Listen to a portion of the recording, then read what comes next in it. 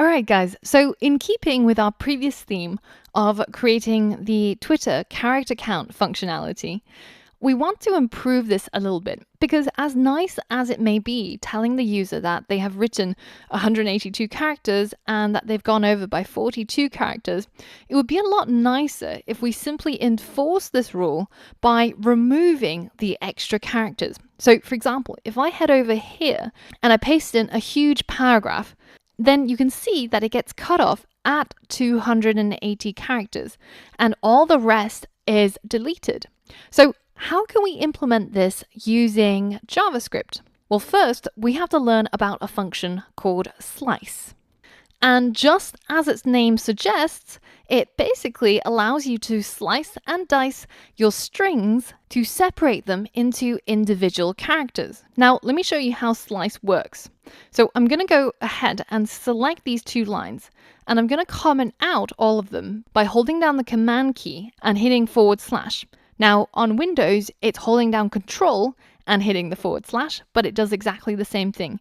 It takes our code and turns it into a comment. So let's say that I have a variable that's called name and it contains the string Angela. If I take the name variable and I slice it by writing .slice, then I can specify which slice I would like out of this string. So say if I only want the first character in this string, then I can simply write 0, 1. And this means that I'm trying to take the slice out of this string called name from position 0 all the way to, but not including position 1. So that is equal to simply the first character. And now if I hit run, you can see that what we get is the capital letter A, which is the first letter in this string. So a really important thing to remember is that programmers always count from 0. So the capital A is at position 0 and not at position 1. So that means that the last letter or the sixth letter is actually at position 5 because we go 0, 1, 2, 3, 4, 5. So in order to get the last letter of this variable, then I would have to say, give me the character at position 5 and continue until, but not including, position 6.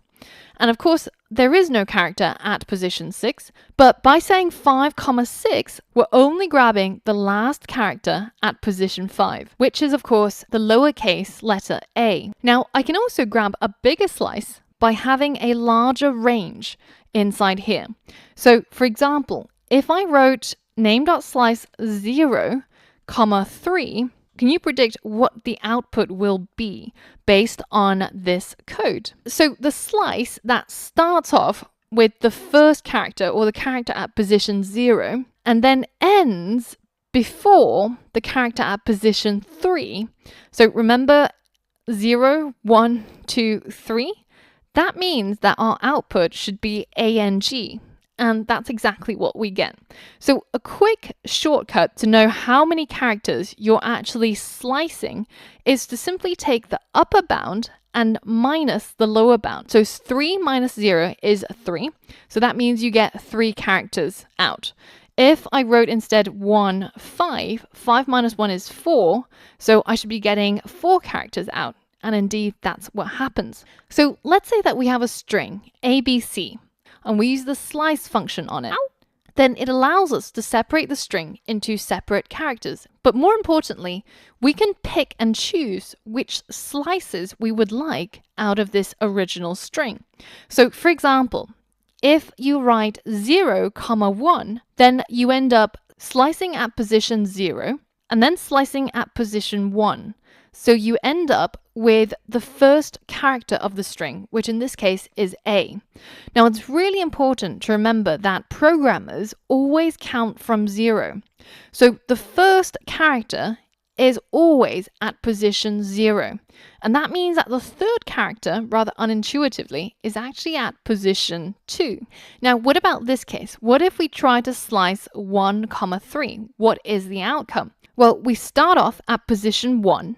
And we take the entire slice between position 1 and up to, but not including, position 3. Because you can see here we only have 3 items.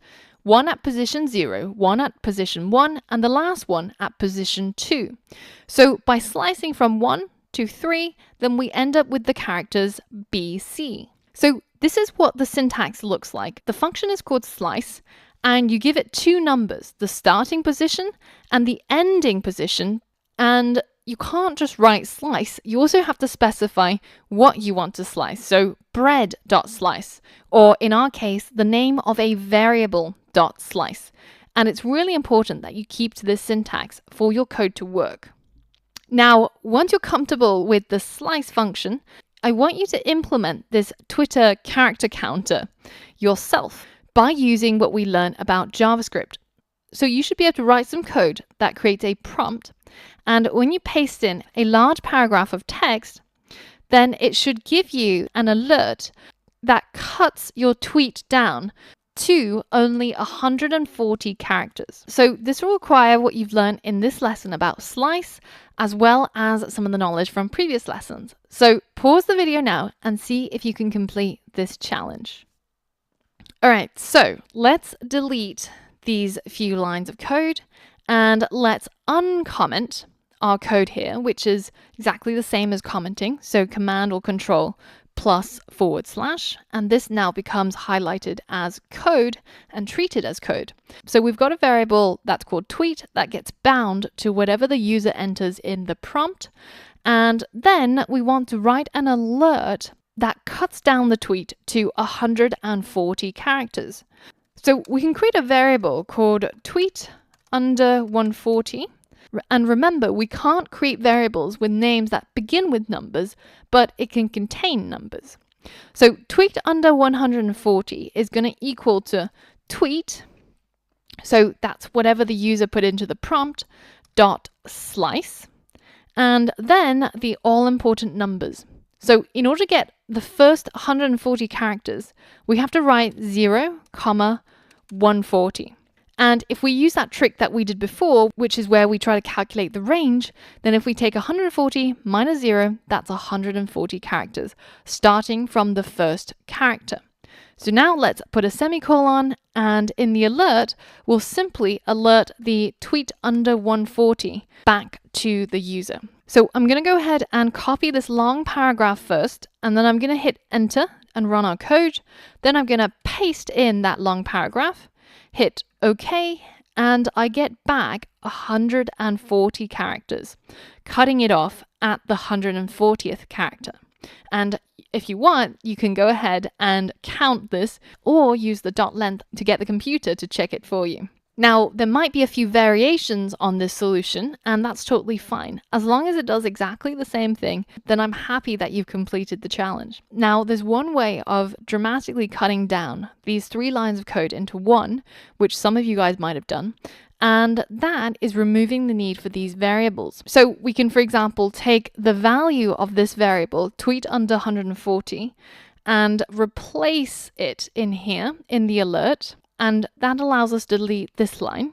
And instead of having a variable called tweet, we can also simply take the value of that variable and replace it in the code here.